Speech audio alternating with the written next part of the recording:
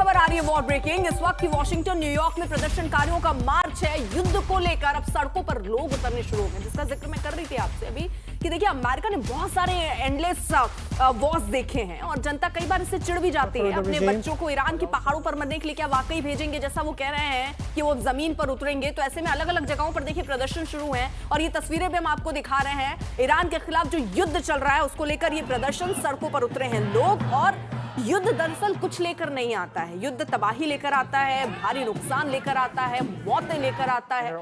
वहां के लोग ये बात समझते हैं। वॉशिंगटन न्यूयॉर्क में देखिए प्रदर्शनकारी किस तरह से मार्च कर रहे हैं।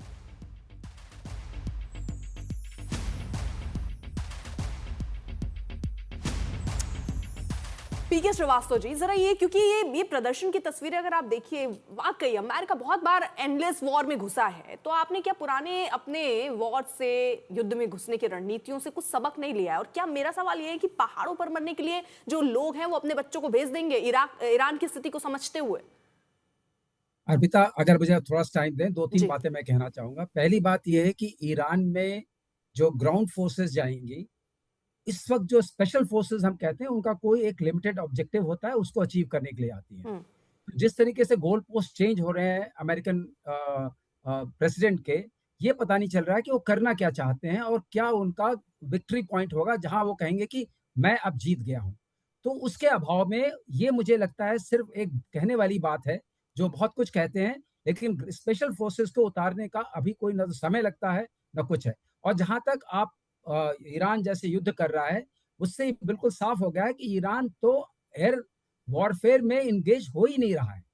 वो ये नहीं कर रहा है कि अगर कोई उनके पास बॉम्बर्स आ रहे हैं, फाइटर्स आ रहे हैं, तो उनको अपने एयर डिफेंस नेटवर्क से उसको इंगेज करने की कोशिश कर रहे हैं। उसकी कोशिश दूसरी है। वो अपने स्वाम भेज रहा है, अपने यूएवीज का जो बहुत सस्ते हैं, फिर कुछ अपनी जो लोअर एंड मिसाइल्स हैं उनको भेज रहा है। उससे एक भगदड़ सी मचा रहा है, एक आर्थिक संकट लाना चाहता है पूरे जीसीसी कंट्रीज में, और उसमें वो कुछ हद तक सफल भी हुआ है। और उसने अभी जो इस तरह का बयान आया उनके प्रेसिडेंट का कि हम आप पर अटैक नहीं करेंगे अगर आप अमेरिकन एसेट्स को, आपके धरती से कोई अमेरिकन लॉन्चेस नहीं होते हैं। तो एक चीज और बता दूं यहाँ पर, अर्पिता मुझे थोड़ा टाइम दीजिए। जी सर। जो अंडरग्राउंड मिसाइल सिटीज हैं और जो उसकी शायद 136 ड्रोन जो है उसको बनाने की कैपेसिटी है 10,000, आपको ताज्जुब होगा, he can make 10,000 per month. तो स्वाम्स को वो लॉन्च करते रह सकते हैं। और अभी उनके पास हाइपरसोनिक बैलिस्टिक मिसाइल एस्टिमेटेड है 70 से 120 के उसमें, वो तो अभी आई नहीं है। और जो उनकी बाकी जो एसआरबीएम्स वगैरह है वो भी वो ज्यादा लॉन्च नहीं कर रहे हैं। और एक चीज और है, जो स्ट्रेट ऑफ हार्मुज की बात हो रही है, वो सिर्फ भय से नहीं बंद हुआ है। जो वहाँ आबू मूसा आइलैंड है और जो लेसर टूम्ब है और ग्रेटर टूम्ब है, उसमें आईआरजीसी के अंडर सी असेट्स हैं, जहां पर उनके यूयूवीज हैं, अंडर वाटर अनमैन्ड व्हीकल्स हैं, सी माइंस हैं, क्रूज हैं, मिसाइल्स हैं।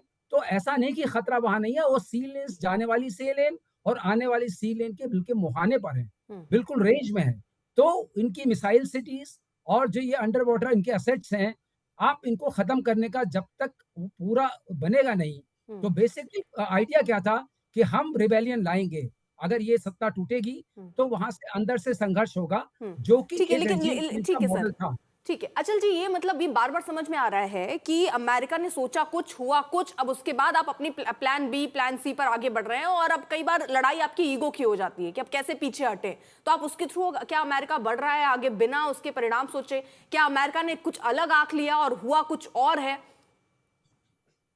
अर्पिता जी, सबसे पहले ये बात तो मानने वाली होगी कि शायद अमेरिका ने ये सोचा था कि एक ही स्ट्राइक होगी और उनकी जो टॉप लीडरशिप आयतोल्ला खमेनी जब सब खत्म हो जाएंगे तो ईरान की जनता जो है वो सड़कों पे उतर आएगी और बाकी का बचा हुआ काम वो अमेरिका के बिहाफ पे कर देंगे।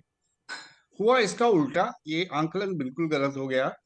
उनकी जो अटैक है, जो उनके सुप्रीम लीडर को एलिमिनेट किया होना, उसके बाद ईरान की जनता, जिसे बोलते हैं ना रैलिंग अंडर द फ्लैग, वो उनमें एक अपनी जो है देश प्रेम की भावना जागी, या कुछ भी कह लीजिए।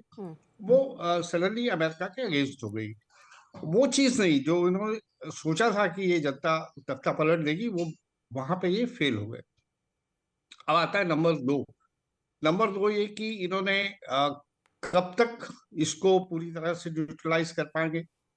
और ये जो रिजीम चेंज लोग बता रहे हैं कि इनका प्राइमरी ऑब्जेक्टिव है, अपार्ट फ्रॉम उसकी न्यूक्लियर पावर या बैलिस्टिक पावर और प्रॉक्सीज को एलिमिनेट करने का। प्रॉक्सीज को एलिमिनेट करने के लिए उन्हें ईरान पे हमला करना भी समझ में आती है बात, लेकिन ये जो इंडिविजुअल्स को एलिमिनेट करके विचारधारा को खत्म नहीं किया जा सकता। ईरान में जो है वो विचारधारा है, उस विचारधारा को खत्म करने के लिए बहुत लंबी लड़ाई लड़नी पड़ेगी, या उन्हें कुछ ऐसे पावर्स, ऐसी कुछ दिखाई नहीं दे रही ईरान में जी अल्टरनेटिव, जो ऑलरेडी ऐसी फोर्सेस ठीक है। हैं